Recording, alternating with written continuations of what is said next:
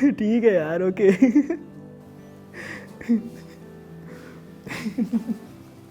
لگتا ہے کوئی لطیفہ سن لیا ہے. لطیفہ ہی سمجھ لو یار. میرا نا ایک دوست ہے، وہ کافی ہکلا کے بولتا ہے.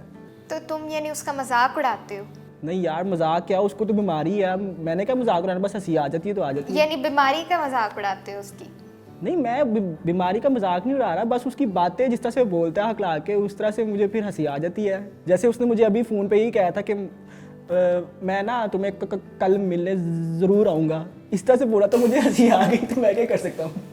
لیکن تم اس کو ٹھیک بھی کر سکتے ہو. میں کیسے ٹھیک کر سکتا ہوں؟ میں ڈاکٹر تھوڑی نہ ہوں. اس کے لیے کافی ساری تھیراپیز ہیں جو کہ ہکلاہٹ کے شکار افراد کو بہتر بنا سکتی ہیں. اچھا، مطلب کوئی تھیراپی جس سے کوئی طریقہ کار ہے اس کا جس سے صحیح ہو سکتا ہے وہ؟ ہاں. تو یار مجھے بتاؤ، یہ تو اچھی بات ہے کہ اگر وہ میری وجہ سے ٹھیک ہو جائے. سارے محلے والے اس کا مذاق اڑاتے ہیں. تو پھر دھیان سے سنو کہ لکنت یا ہکلانا کیا ہے. اصل میں لکنت اور ہکلانا جو ہے وہ زبان کا بار بار پھسلنا یا بار بار ایک الفاظ کو دہرانا یا آواز میں جو ہے وہ کلیئرٹی نہ ہونا، یہ لکنت اور ہکلاہٹ اسے کہتے ہیں، جس سے بولنے کے تسلسل میں رکاوٹ آتی ہے اور سننے والے کو سمجھنے میں دقت کا سامنا کرنے کے علاوہ بولنے والے کو کوفت اور شرمندگی کا سامنا کرنا پڑتا ہے. بولنے میں اس رکاوٹ کے ساتھ کئی دوسری ظاہری علامات کا ساتھ بھی ہو سکتا ہے، جیسا کہ پلکوں کو تیز تیز جھپکنا یا ہونٹوں کو الفاظ کے اٹکنے کی صورت میں جھٹکے لگنا. یار پلکوں کو ایسے سے کرنا؟ ہاں بالکل ایسے ہی. اچھا آگے پھر؟ لکنت کی وجہ سے دوسروں سے بات کرنے میں رکاوٹ پیدا ہوتی ہے، جس سے اکثر اس مسئلہ کا شکار شخص کی زندگی کئی مسائل کا شکار ہو سکتی ہے. ایک شخص کے لیے لکنت کی علامات مختلف اوقات میں واضح طور پر مختلف ہو سکتی ہیں. عموماً لوگوں کے سامنے بات کرتے ہوئے یا فون پر بات کرتے ہوئے یہ علامات شدت اختیار کر جاتی ہیں اور انسان زیادہ ہکلانے لگتا ہے، جبکہ گانا گاتے، پڑھتے اور اکیلے میں بات کرتے ہوئے یہ ہکلانا عارضی طور پر کم ہو جاتا ہے. ہاں یار، جب میرا دوست گاتا ہے نا، اس کو گانے کا بڑا شوق ہے، تو وہ اتنا ہکلاتا نہیں گانے کے دوران. ایسا کیوں ہوتا ہے؟ ہاں وہ اس لیے کیونکہ اس کو گانے کے تمام بول یاد ہوتے ہیں. اچھا، اور آگے؟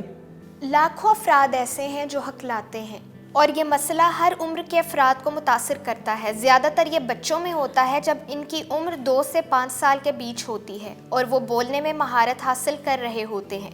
اندازہ ہے کہ تمام بچوں میں سے 5% بچے زندگی کے کسی نہ کسی مرحلے پر ہکلاہٹ کا شکار ہوتے ہیں، جو کہ کچھ ہفتوں سے کچھ سالوں پر محیط ہو سکتے ہیں. لڑکوں میں لڑکیوں کی نسبت لکنت کا شکار ہونے کا تناسب دگنا ہے. کئی بچے بڑھتی عمر کے ساتھ لکنت سے نجات حاصل کر لیتے ہیں. بالغوں میں لکنت کے شکار افراد کا تناسب 1% سے کم ہے. اب آتے ہیں اس طرف کہ لکنت ہوتی کیوں ہے. گو کہ لکنت کی وجوہات کے حتمی میکانزم کو ابھی تک درست طریقے سے نہیں سمجھا جا سکا، لیکن لکنت کی 2 اقسام زیادہ عام ہیں. لکنت کی ایک تیسری قسم جسے سائیکوجینک کا نام دیا جاتا ہے، جذباتی صدمے یا سوچنے اور دلیل دینے کے دوران ہو سکتی ہے. ایک دور میں یہ سمجھا جاتا تھا کہ ہر قسم کی لکنت کی وجہ سائیکوجینک ہے، لیکن موجودہ دور میں سائیکوجینک قسم انتہائی کم پائی جاتی ہے. پہلی قسم نشو نمائی لکنت. اس قسم کی لکنت بچوں میں اس مرحلے کے دوران ہوتی ہے جب وہ بولنا اور زبان سیکھ رہے ہوتے ہیں. یہ لکنت کی سب سے عام قسم ہے. کچھ ماہرین اس بات پر یقین رکھتے ہیں کہ اس کی وجہ بچوں کے زبان اور بولنا سیکھنے کے دوران ان کے بولنے کی ڈیمانڈ اور سیکھنے کے عمل کا فرق یا گیپ ہے. اس قسم کی لکنت موروثی بھی ہوتی ہے. اب اس کی دوسری قسم جو ہے وہ یہ ہے کہ دماغی مسائل کی وجہ سے لکنت. اس قسم کی لکنت کی وجہ کوئی دورہ، دماغی صدمہ یا کسی اور قسم کی دماغی چوٹ ہو سکتی ہے. اس قسم کی لکنت دماغ کو بولنے کے لیے ضروری مختلف عوامل کے ابلاغ میں مشکل پیش آنے کی وجہ سے ہوتی ہے، جس کی وجہ دماغ اور اعصاب کے مابین سگنل کی متواتر ترسیل میں درپیش مسائل ہوتے ہیں. اور اب لکنت کا علاج. ہاں یار یہ بتاؤ. گو کہ اس وقت لکنت کا کوئی علاج موجود نہیں، لیکن کچھ طریقہ کار موجود ہیں. یہ طریقہ کار مریض کی عمر اور دیگر عوامل پر منحصر ہیں. اگر آپ کا بچہ لکنت کا شکار ہے تو بہتر یہی ہے کہ آپ فوراً اس کے ماہرین سے رابطہ کریں اور لکنت کے مسئلہ اور شدت کا تعین کروائیں تاکہ اس کے مطابق طریقہ کار اپنایا جا سکے۔ بہت چھوٹے بچوں میں شروع میں کی گئی تشخیص اور اس سے متعلق طریقہ کار اختیار کرنے سے ڈیولپمنٹل لکنت کو زندگی کا مسئلہ بننے سے روکا جا سکتا ہے۔ مخصوص حکمت عملی اپنا کر بچوں کو مثبت کمیونیکیشن کے ذریعے اعتماد دلا کر بھی اس مسئلہ پر قابو پانے میں مدد لی جا سکتی ہے۔ کچھ محقق اس بات پر متفق ہیں کہ لکنت کا شکار بچوں کی ہر 3 ماہ بعد چیکنگ اور ان کے ہکلانے کی سطح اور شدت کا تعین کرنا چاہیے کہ آیا اس میں اضافہ یا کمی ہوئی ہے۔ ان طریقہ جات میں اکثر والدین کو بچوں میں روانی سے بولنے سے متعلق سکھانا بھی شامل ہے۔ والدین کی حوصلہ افزائی کی جاتی ہے کہ وہ بچے کو گھر میں آرام دہ اور پرسکون ماحول فراہم کریں اور اس سے بولنے کے لیے وافر مواقع فراہم کریں تاکہ وہ زیادہ بول سکے۔ بچوں سے باتیں کریں، خاص کر اس وقت جب بچہ کسی چیز کے بارے میں بہت پرجوش ہو اور بات کرنا چاہ رہا ہو۔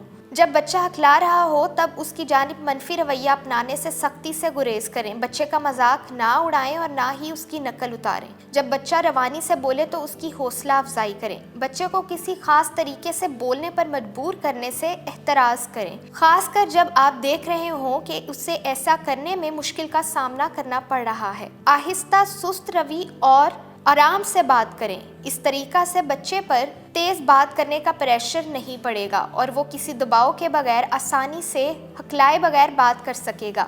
جب بچہ بات کرے تو اس کی بات کو دھیان سے سنیں اور وہ جو بات یا لفظ کہنا چاہ رہا ہے اسے اس بات اور لفظ کو مکمل کرنے دیں۔ اور اب آتے ہیں لکنت کی تھراپی کی طرف۔ موجودہ دور کی کئی تھراپیز طریقہ علاج جو کہ بچوں اور نوجوانوں میں لکنت کو دور کرنے کے لیے اپنائی جا رہی ہیں کا بنیادی مقصد ایسے طریقوں کو سکھانا ہے جن سے اکلاہٹ میں کمی ہو، مثلاً آہستگی سے بولنا، سانس کی رفتار کو برقرار رکھتے ہوئے اس پر قابو پانا اور آہستہ آہستہ چھوٹے الفاظ سے بڑے الفاظ اور بڑے جملوں کو بولنے کی مشق کرنا۔ ان تھراپیز کی مدد سے ہکلاہٹ یا لکنت کا شکار ہونے کے دوران ہونے والی گھبراہٹ پر قابو پانے میں بھی مدد ملتی ہے۔ لیکن ہادیہ، یہ جو تم نے باتیں بتائی ہیں یہ تو ماہرین کے کرنے والی ہیں اور یہ بچوں کے لیے ہیں۔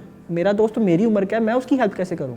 اس کے ساتھ بھی بالکل یہی کرنا ہے، اس کو بولنا ہے آہستہ آہستہ بولے اور اس کی بات پہ ہنسنا نہیں ہے، اس کا مذاق نہیں اڑانا ہے۔ اس سے اس میں کانفیڈنس بھی آئے گا اور وہ بات کرنا بھی شروع ہو جائے گا اور مزید بہتر بھی ہو جائے گا۔ ٹھیک ہے یار، اب میں ایسے ہی کروں گا اور جب وہ ٹھیک ہو جائے گا نا تو میں تمہیں مٹھائی کھلاؤں گا۔ مٹھائی بعد میں کھلانا، کیونکہ پہلے چائے پڑی ہوئی ہے، چائے پیتے ہیں، کیونکہ جہاں ہوگی علم کی بات وہیں ہوگی علم کی چائے۔